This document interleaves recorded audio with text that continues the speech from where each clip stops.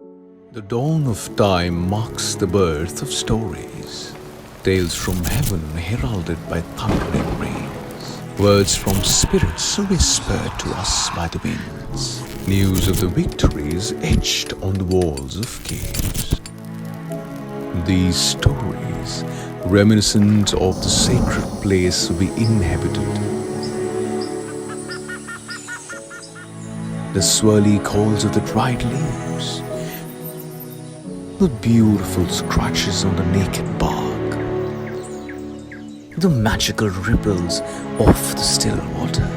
And all of them in their glory holds the life of the tiny beings.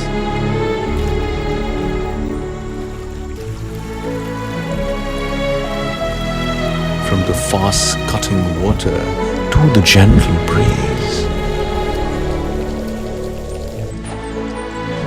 they all cast a spell on us to go looking for them.